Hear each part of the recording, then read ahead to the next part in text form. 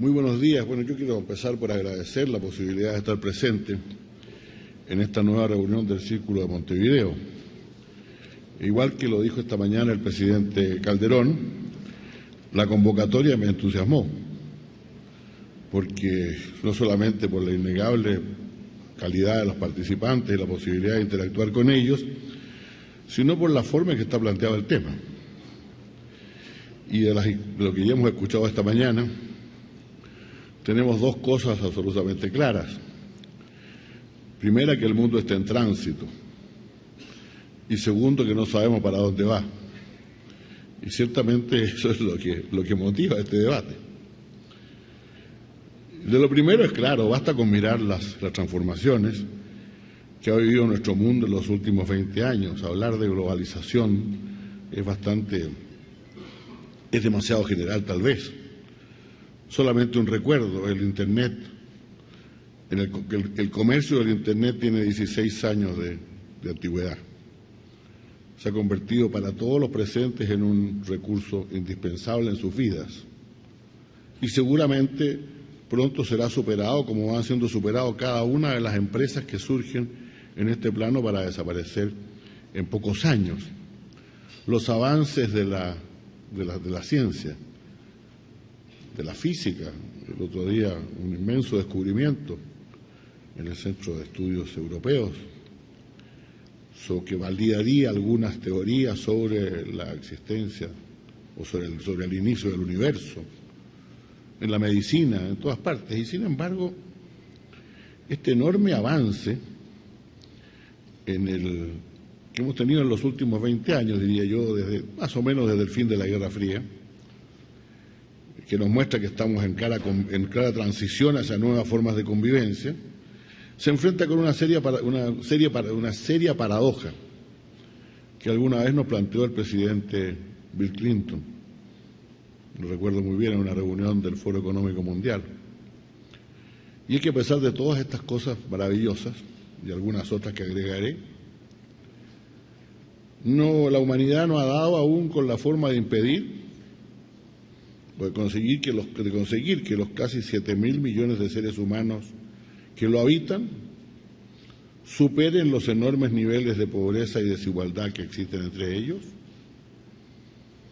sigan ejerciendo la violencia entre y dentro de sus sociedades y continúan destruyendo el único planeta en que tienen la posibilidad de vivir. Esas tres preguntas son claras para entender probablemente muchas de las irracionalidades que existen en nuestro mundo, y la pregunta que les hacía Felipe hace un momento de por qué no piensan como las personas normales. Si es cierto que el mundo le está yendo tan bien, ¿por qué tanto crimen y tanta guerra? ¿Por qué se sigue destruyendo el medio ambiente si ya sabemos lo que está pasando? ¿Y por qué somos incapaces no solamente de superar la pobreza, que sí se ha reducido de manera importante, o relativamente importante, pero sobre todo somos capaces de aumentar la desigualdad, que es uno de los grandes males de nuestro tiempo? El problema además es que tenemos otro factor favorable, una democracia sin precedentes. La democracia de fines del siglo XX, comienzo del siglo XXI, no es ya la democracia como forma de gobierno, sino que dotada de un contenido ético que nadie puede deslegitimar o relativizar. Ya no se defienden formas de gobierno alternativas, no se escucha hablar, no se pide legitimidad ni para las dictaduras proletarias ni para las democracias protegidas. Y a pesar de esto, las democracias antiguas y nuevas y extendidas enfrentan graves problemas de consenso interno, es lo que hemos visto aquí. No hay consensos internos sobre cómo enfrentar la más grave crisis que nos haya tocado vivir. Y no aciertan a encontrar ni individual, ni mucho menos colectivamente, el rumbo para estabilizar sus mercados ni sus sociedades políticas. El sello de hoy no es el consenso, es el disenso político. Otra característica de la crisis actual. Y amenaza también en algunas partes del mundo a convertirse en confrontación social, ideológica, religiosa o étnica en distintas sociedades. probablemente a la falta de rumbo que conduce también el hecho de que, si bien es cierto que la economía de mercado en sus distintas formas adquirió y mantiene una fuerte hegemonía, ya antes de la crisis habíamos presenciado la desaparición de las ideologías más extremas en esta materia. En nuestro siglo ya se ha abandonado la pretensión de que el mercado pueda resolver todos los problemas, especialmente los de carácter social, y mucho menos de que esté en condiciones de ejercer funciones arbitrales que son reservadas a la política pública, cosa que se decía a principios de los 80. Que había temas que había que secuestrar del ámbito público y entregar completamente al ámbito privado. Y los enormes abusos cometidos por importantes actores empresariales o financieros en el marco de la crisis generan nuevas demandas hacia una dirección económica y social mucho mayor de lo que hasta hace muy poco se consideraba aceptable. El mito de la autorregulación y la toma de decisiones racionales ha dado lugar a una mayor demanda de regulación, pero no se toman decisiones sobre esto. Y estamos al borde de una crisis muy grave. Comparto plenamente lo que aquí se ha dicho. Una nueva recesión en la economía norteamericana y en la economía europea que tienen en su conjunto, que constituyen en su conjunto no solamente el comercio, constituyen en su conjunto el 50% de la economía mundial, nos arrastraría a todos. En este mismo línea podemos hablar un poco de nuestra región, de América Latina, que algunos de los temas se aplican mutatis mutandis a América Latina. Nuestra región vive hoy un periodo democrático sin precedentes. Con una sola excepción, sus gobiernos han sido elegidos por medio de elecciones democráticas, libres y transparentes. Y aunque muchas prácticas a veces parezcan dudosas, hay una realidad que no lo es. Los o las que gobiernan nuestros países son los que obtuvieron más votos en elecciones democráticas. Eso no había ocurrido nunca, hasta hace unos 15 años atrás. Hay además un nuevo optimismo en lo económico, se ha dicho aquí. A pesar de que la crisis financiera continúa en los principales centros mundiales, América Latina, claro, unos países más que otros, ha tenido en general un buen desempeño. Y eso además ha repercutido positivamente en las cifras de pobreza, que han disminuido de un 42% en el año 2002 a menos de un 33% en una década después. Y así como para pagar, decía Felipe, hay que crecer, para reducir la pobreza también hay que crecer. En la misma década, América Latina creció más que en las 2 décadas anteriores juntas. Elecciones democráticas, crecimiento a pesar de la crisis, avances sociales parecerían la receta de una nueva era de estabilidad. Y sin embargo, la realidad política de nuestra región nos muestra un grado importante de insatisfacción con la democracia y sus resultados. Insatisfacción que tiene distintas expresiones, pero que se expresa tanto desde la sociedad como desde las élites políticas. La sensación es que tenemos más política democrática, pero que esa democracia se encuentra amenazada por algunos factores estructurales que, de mantenerse, pueden llevar a la región a una desdemocratización. Por ser la persistencia de estos factores incompatible con la idea democrática misma. Y yo quiero referirme a por lo menos 3 de esos factores, probablemente de manera algo desigual en la extensión de su tratamiento. Creo que, en términos generales, uno puede decir que hay 3 aspectos que son incompatibles con una democracia real. El primero es el gran problema de la desigualdad. Una desigualdad que se dice que nuestro continente es el más desigual del mundo. Cuidado, no el más pobre, pero el mismo hecho de que la pobreza todavía esté en un 33% con el crecimiento que hemos tenido y con el desarrollo que hemos tenido a lo largo de siglos, ya es significativo. Pero es un fenómeno más complejo, porque existen sectores cada vez más amplios que se califican como de ingresos medios, pero que están muy lejos de alcanzar el promedio del ingreso nacional. La brecha que separa nuestra región a los extremos de la escala de ingresos repercute en su mayor o menor acceso al mercado, pero también en su acceso a educación, a salud, a vivienda y hasta a seguridad pública. Las policías privadas en América Latina tienen un número que supera en 3-1 a las policías públicas. Y ciertamente esas policías privadas atienden solamente a ciertos sectores de la sociedad.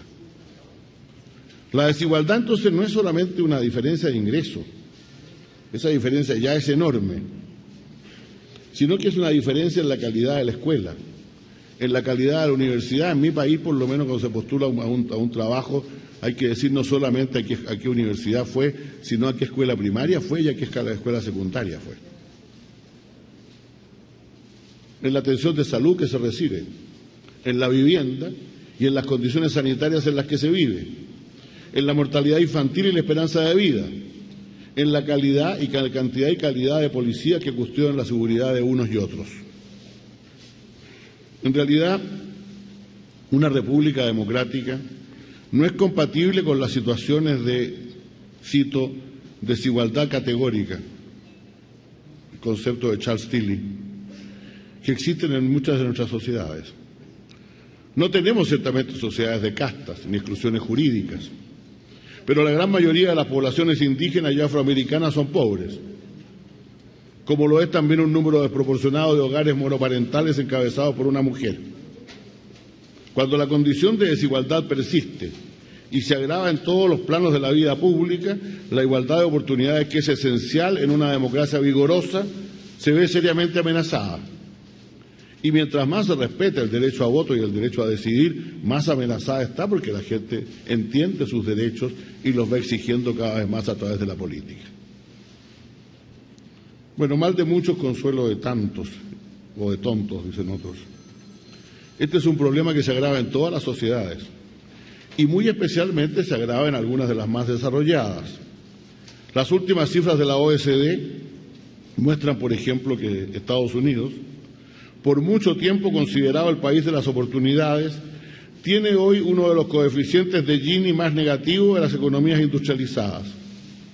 Más impactante tal vez es saber que mientras en 1978 el 1% más rico de los norteamericanos se adueñaba del 9% del PGB, 30 años después, en 2008, cuando comenzaba la crisis, esa cifra había subido al 23%.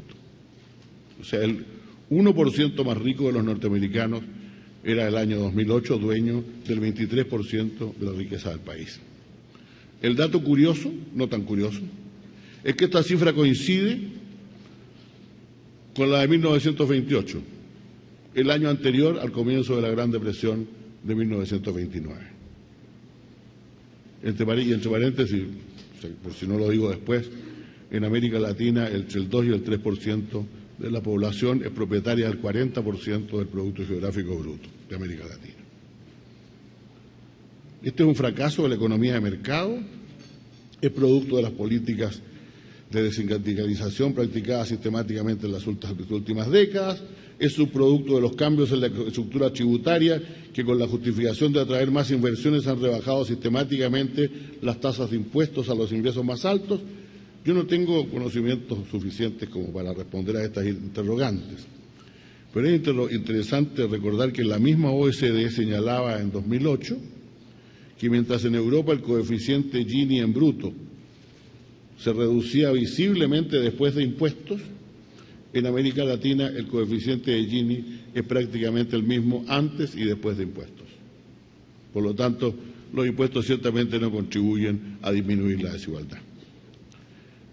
Ahora, en la sociedad del conocimiento, en la forma de producción actual de la economía global, la posibilidad de variar sustantivamente esta distribución negativa no está solo ni principalmente en el mercado. En realidad, la evidencia que nos proporciona el mercado laboral no es alentadora.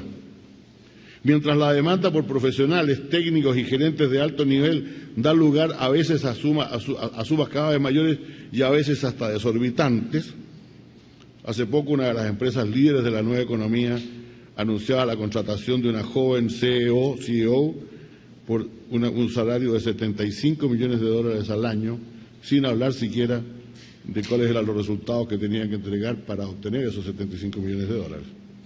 Pero la realidad del mercado en el extremo inferior es cada vez peor. Ciertamente algo se podría mejorar intentando regular las remuneraciones en las empresas, pero las ganancias exorbitantes responden a resultados efectivos y, por lo tanto, la realidad es que la mano de obra no calificada obtiene remuneraciones cada vez inferiores y se deja esto al mercado. En el mundo de hoy, por lo tanto, se puede fijar el salario mínimo y no el salario máximo, en todo caso. Las respuestas están en verdad en políticas públicas. La revisión efectiva de los sistemas tributarios para hacerlos más justos y progresivos. Una política laboral que reponga alguna capacidad responsable de asociación.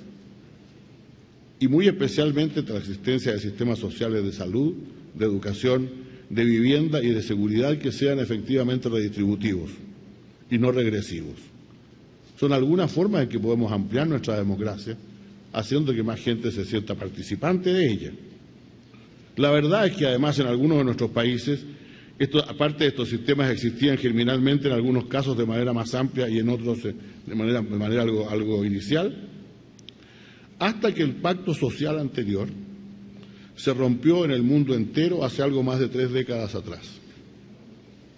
Me refiero, por cierto, al pacto social que salvó al sistema capitalista y a la sociedad democrática de la barbarie que la amenazaba en la primera mitad del siglo pasado, cuando los fanatismos de entonces parecían apuntar a una opción imposible entre el fascismo y la colectivización forzosa, y en medio de una crisis mundial que, según se dice, es más grave que la que tenemos actualmente, todo parecía apuntar a la desaparición definitiva de la democracia.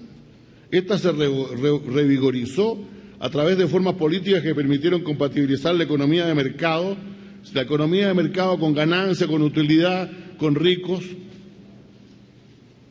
con la obtención de conquistas sociales, que permitieron extender la democracia también en muchos países de nuestra región.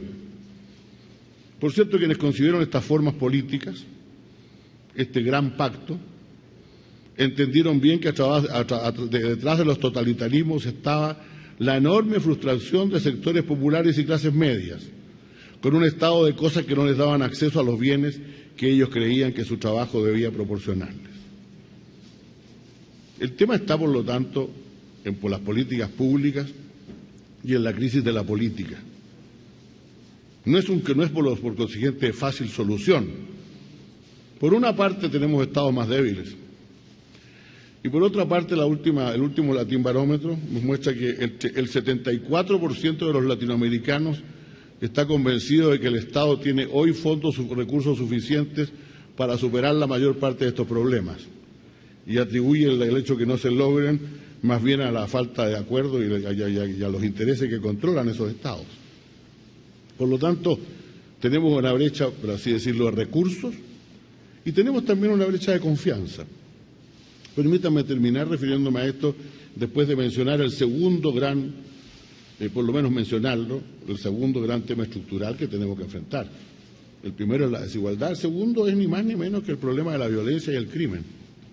Este es un continente que no tiene guerras hace mucho tiempo y sin embargo tiene tasas de muerte por violencia, por arma de fuego mayores que ningún otro continente en el mundo, de lejos. Y sus tasas de criminalidad están también en las más altas, sus tasas de homicidio. Lo que hace más grave este problema, curiosamente, esto ha producido en las últimas décadas una cierta alarma. Todo el mundo habla de este tema del cual antes no se hablaba. Bueno, voy a dar un dato que puede ser no tan negativo. Hace 10 años atrás las tasas de criminalidad eran prácticamente iguales a las que tenemos ahora. Las tasas de homicidio, me refiero, que son las más confiables en este plano. No todos los delitos se denuncian de igual manera. Lo que ocurre es precisamente que hoy día existe alarma ciudadana con esto.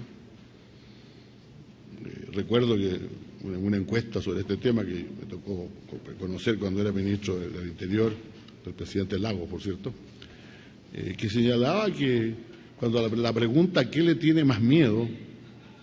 en su vida diaria, decía los narcotraficantes que venden drogas en las esquinas de mi casa, decían los sectores populares. Por lo tanto, esto es un primer factor de desestabilización, de inestabilidad. Pero también lo es el hecho de que hoy día enfrentamos una ola criminal mucho más organizada, poderosa y clara que nunca. Y otro factor que es completamente contrario al concepto de democracia es la existencia en la sociedad de grupos organizados que se rigen por sus propias leyes y no obedecen las leyes del conjunto de la sociedad. El tema del crimen organizado y el tema de la criminalidad en nuestra región es un tema ciertamente complejo, delicado. Pero quiero terminar con el punto siguiente, que es el tema de la política. Otra crisis, se habla mucho hoy día, incluso creo que aquí se ha hablado hoy, en la economía de las cadenas de valor, que asocian determinados sectores de la economía a lo largo del espectro económico hasta un producto final. En la política existen las cadenas de confianza, y las cadenas de confianza atraviesan al conjunto de la sociedad para forjar consensos políticos y acuerdos políticos que son posibles. En nuestra región hoy día las cadenas de confianza parecen estar rotas. Existe una falta de consenso político muy grande en numerosos países, que por lo demás, además de estar provocada por muchos otros temas, pero están muy provocadas muy fundamentalmente también por la falta de un respeto riguroso de las reglas de la democracia, que cada vez son modificadas, arregladas, interpretadas o llevadas a lo que a uno le conviene, aunque sea exactamente la forma distinta de como las interpretaba 10 años antes. Tenemos entonces una crisis de la política que no es menor, porque yo estoy también convencido de que una sociedad política, una sociedad democrática, es el tercer punto, no es compatible con la ausencia de cadenas de confianza como las que existen en muchos de nuestros países, en que la división y el desacuerdo parece ser la principal enseña de la actividad política. Que también es un problema global, puede ser, tal vez somos como somos, se dice, la clase media de las naciones, a lo mejor somos muy parecidos a los demás, pero yo creo que en la posibilidad de superar a través de la política estos males que hoy día quejan a nuestra democracia, está efectivamente hoy la posibilidad de fortalecerla. Muchas gracias.